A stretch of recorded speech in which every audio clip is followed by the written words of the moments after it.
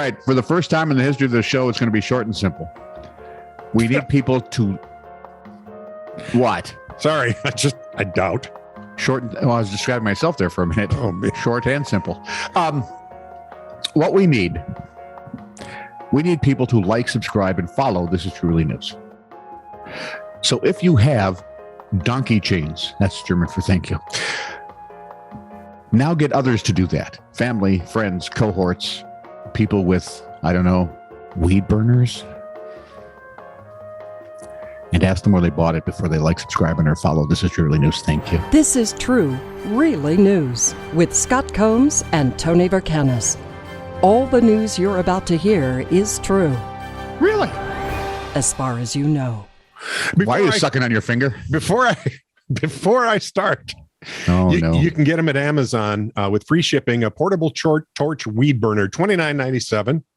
Harbor Freight has one for $24.99. Oh, but there's a 500,000 BTU propane version for $40.99. That's available, Tone. These are almost cheap enough that we could each have our own. I cannot wait. Oh, I only have one frightening thought, really. Which is? What if my youngest granddaughter got a hold of it? That would be a frightening thought. Your lower extremities would be the least several. She could hold several households captive with that thing. Karen Sullivan put in a call for. Hey, by the way, and if any of my family is listening, don't anybody tell Riley I said that, because if she does get one, I don't want to be the first to go up like a candle. Right, okay, exactly. Thank you.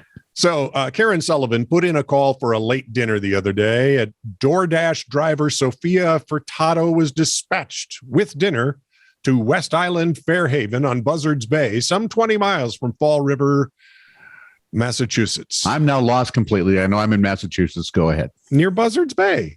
Oh, I should have guessed. Yeah, upon arrival. Isn't that where the Teen Titans had their tower? Oh, I'm sure it is. Of course. Upon arrival, Sophia saw Karen on the ground, bleeding from the head. Karen, who had a previous injury to her arm and a bad knee, was waiting outside, as she recalls. Oh, no. When she turned, the knee gave way. The injured arm was no help. Smack. And she hit her head on the way down. That's going to hurt. I just remember laying on my driveway thinking, well, this is pretty much over. Luckily, Furtado, who has previous medical knowledge from her time training as an emergency medical technician, but had failed the National Registry test, so she was driving for DoorDash, went to work. Karen was unresponsive, and her eyes kept rolling back of her head, or back into her head. And they've done that. I felt like I was going to lose her. Sophia called on Karen's husband for help, dialed 911, and rendered aid until medical crews took Karen to the hospital. Good on you. Furtado was recognized at a ceremony on Wednesday. DoorDash awarded her $1,000 in educational grant. Recognized by everyone but Karen, of course. Exactly right. I never saw her before.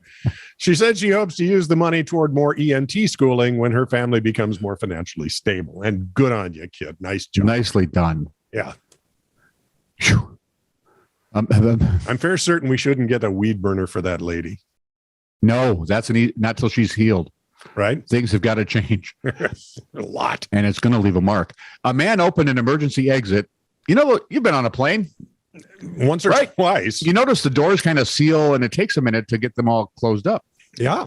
A man opened an emergency exit of a United Airlines jet, ever so calmly walked onto a wing as the plane taxis at O'Hare International Airport in Chicago, for those of you that don't know O'Hare.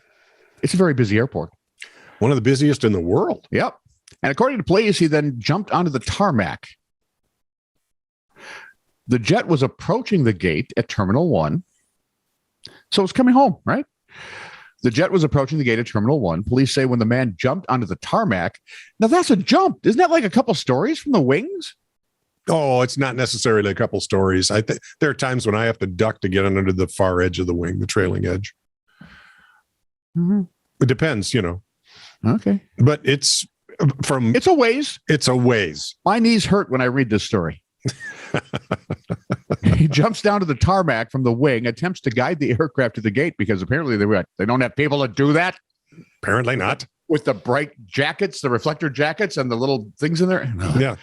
According to United Airlines, members of its crew stopped the passenger outside the plane, which then taxied ever so nicely to an airport gate to let other passengers out.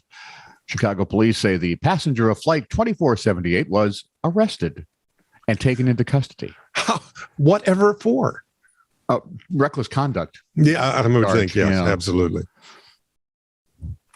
When I came out, okay, so this is Why do you jump out? Why do you get out of a perfectly good airplane? Now it's on the ground. What's the big deal? Wait a few minutes.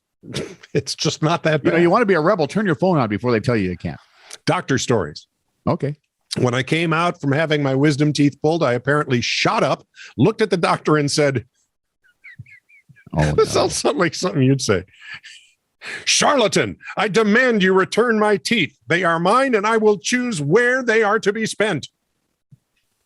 That does sound like something I'd say.